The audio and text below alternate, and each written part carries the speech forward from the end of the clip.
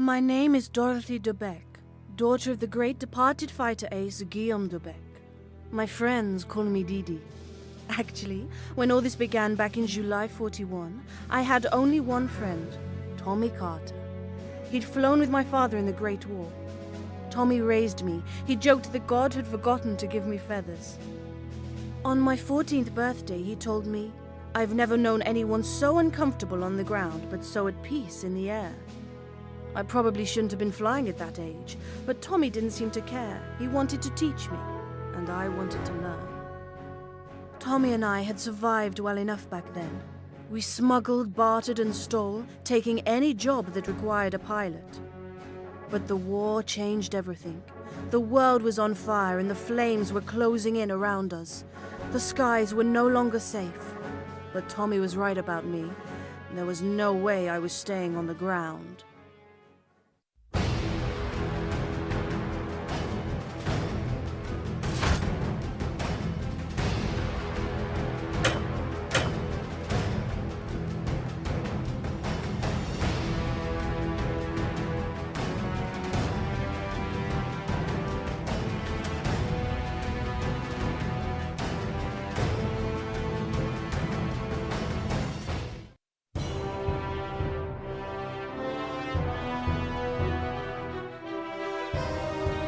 Didi, you're back. How's it look? It looks very much as though we should be minding our own business, Tommy. The group leader's offer is generous. And Didi, this is war. It affects us as much as anyone else if the fascists gain power. I'm a smuggler, Tommy. A profiteer, not a folk hero. This isn't like your last war. This is altogether messier. I'm approaching Tobruk, and any fool who shoots me down also destroys 12 cases of single malt. That would be a tragedy. Didi, your father, he would say to fight. My father is dead, Thomas. Over and out. Okay, Didi, just bring your bus down into Brook. Try not to attract too much attention, okay? We'd hate to lose that Van Blanc Anglaise.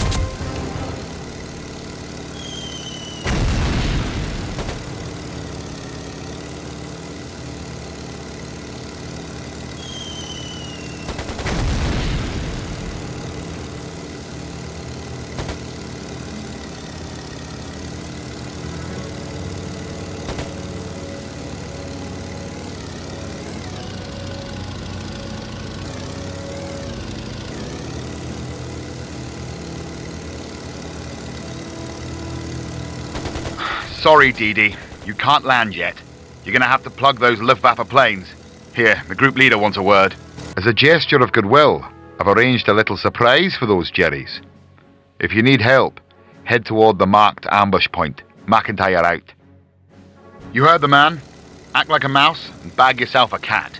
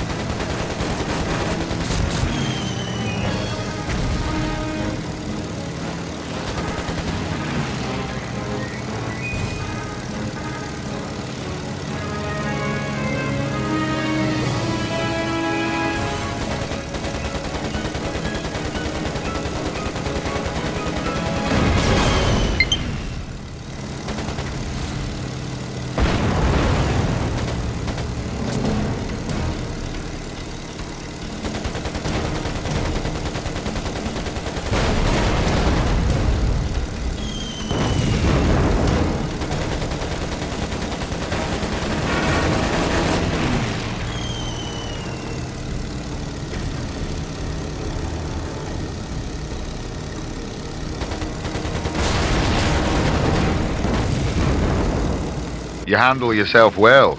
Of course, I expected no less of a Debec. The group leader flew with your father, Didi. I need good pilots, Mr. Beck. I have squadrons trained in aerial combat, but sometimes the war effort requires more finesse. You will be well paid for your services, I can assure you. Money, Didi. We could hire that Aussie Akemmer I mentioned. Can't fly if your wings are broken. If I agree, will you let me land?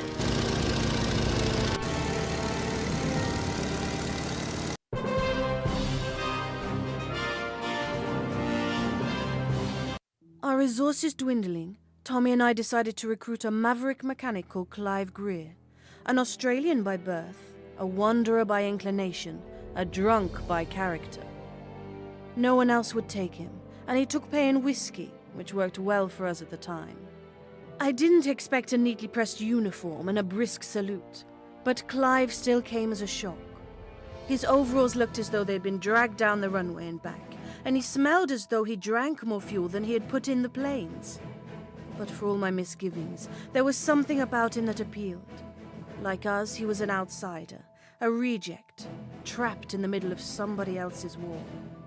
Give him a weekend and a pile of scrap and Clive can make a bathtub fly rings around a Messerschmitt, Tommy promised. And, like a good girl, I trusted his instincts. For better or worse, we had our mechanic.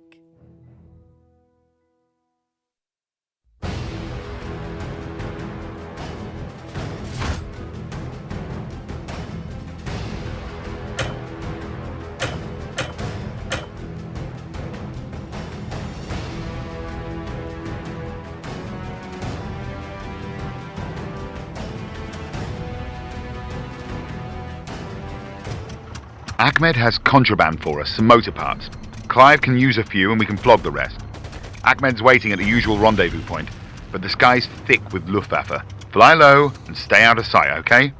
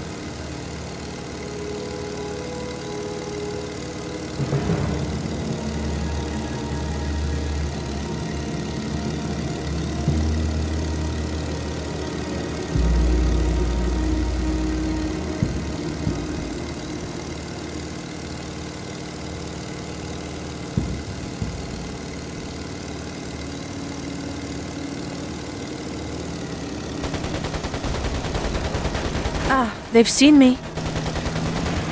The jig's up then. Looks like it's a fight.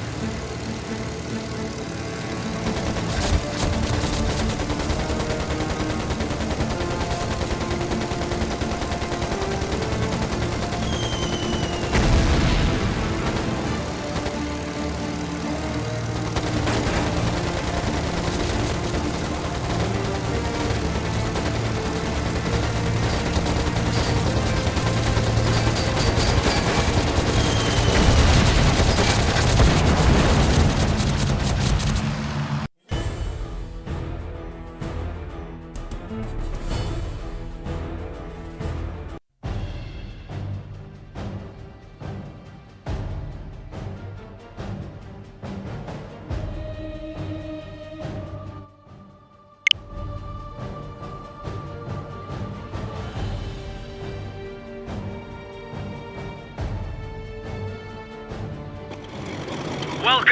to the USS Enterprise.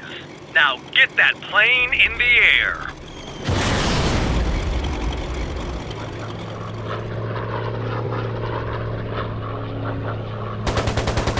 Bombing now! There's your target. Try out the machine guns.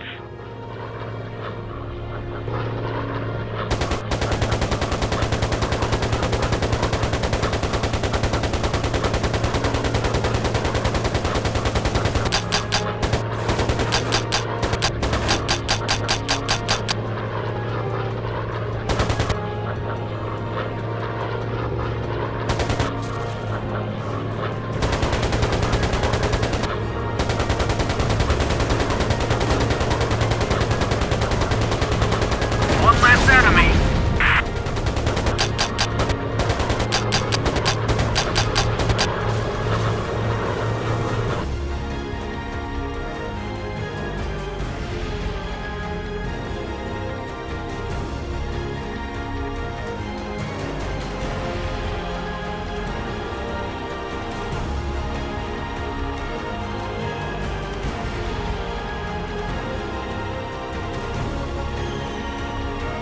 Dive bombing's an art.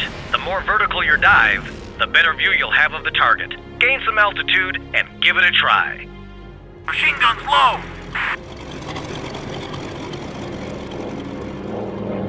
Check your instruments for an assessment of accuracy. The key is to center your plane on the target.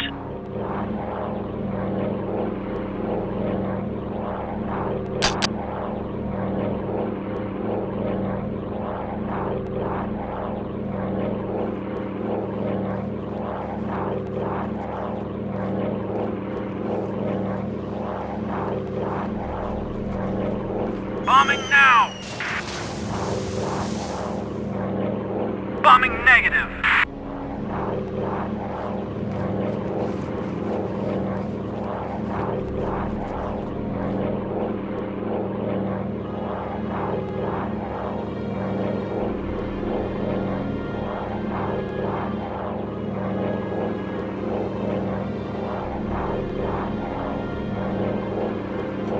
Dropping bomb!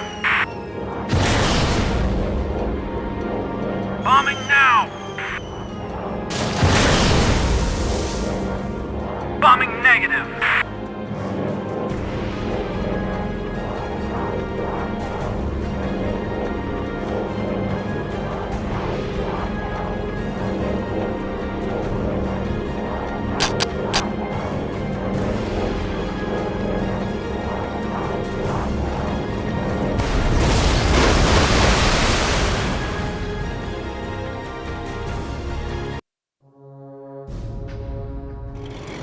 Welcome to the USS Enterprise. Now get that plane in the air. Bombing now! There's your target. Try out the machine guns.